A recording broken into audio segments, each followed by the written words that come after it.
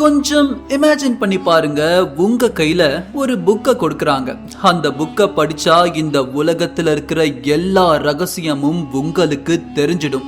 மிருகங்கள் பேசுறது புரியும், கடலுக்கு அடியில என்ன இருக்குன்னு கண்களுக்கு தெரியும், ஏன் வானத்துல இருக்கிற கடவுள்களையே உங்களால நேர்ல பார்க்க முடியும்.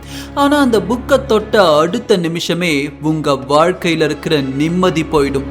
சுத்தி இருக்கிறவங்க ஒருத்தர் பின் ஒருத்தரா மரணத்தை தேடி போக ஆரம்பிப்பாங்க. கடைசியில அந்த மரணமே உங்களை தேடி வரலாம். இது எல்லாம் கற்பனை தான். கற்பனையா இருந்தாலும் அந்த கற்பனையிலும் அந்த புத்தகத்தை தொட நம்ம கைகள் நடுங்குது. இவ்வளவு மர்மங்கள் நிறைந்த அந்த புத்தகம் தான் த புக் ஆஃப் தோத். இது சாதாரண புத்தகம் இல்ல. பல நூறு ஆண்டுகளுக்கு முன்னாடி பண்டைய எகிப்தின் அறிவின் கடவுளா கருதப்படும் தோத் அவருடைய கைப்பட எழுதியதா சொல்லப்படும் ஒரு பயங்கரமான மந்திர நூல். அக்கார்டிங் டு லெஜண்ட், இந்த புத்தகத்துல ரெண்டு மந்திரங்கள் தான் இருக்குமா. அதுல ஒரு மந்திரத்தை சொன்னா பூமியில இருக்கக்கூடிய விலங்குகளுடைய மொழி உங்களுக்கு புரியும். இரண்டாவது மந்திரத்தை சொன்னா நீங்க இறந்து போனாலும் உங்களுடைய உடம்பு மட்டும் அழுகாம அப்படியே இருக்கும். கேட்கறதுக்கு சுவாரஸ்யமா இருக்குல்ல?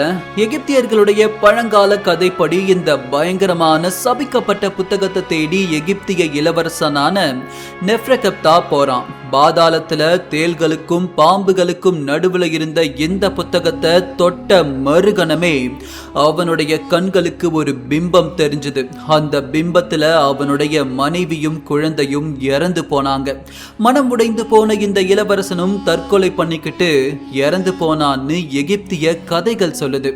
எகிப்தியர்களுடைய மரண புத்தகம் மாதிரி இந்த புத்தகமும் ஒரு மர்மமான புத்தகம் தான். ஆனா இன்னைக்கு வரைக்கும் அது எங்க இருக்குன்னு யாருக்குமே தெரியாது. எகிப்தியர்களுடைய கதைகள்ல மட்டும்தான் இந்த புத்தகத்தை பத்தி நாம தெரிஞ்சுக்க முடியுது. புத்தகம் அப்படிங்கிற ஒரு கருவியை பயன்படுத்தி தான் பல நூற்றாண்டுகளா மனிதன் தன்னுடைய அறிவை வளர்த்து வந்தான். விஷயம் என்னன்னா, நாணயத்துக்கு இரு பக்கங்கள் இருக்கிற மாதிரி எழுதப்பட்ட இந்த புத்தகங்களுக்கு பின்னாடியும் வேறொரு மர்ம பக்கம் இருக்கதான் செய்யுது.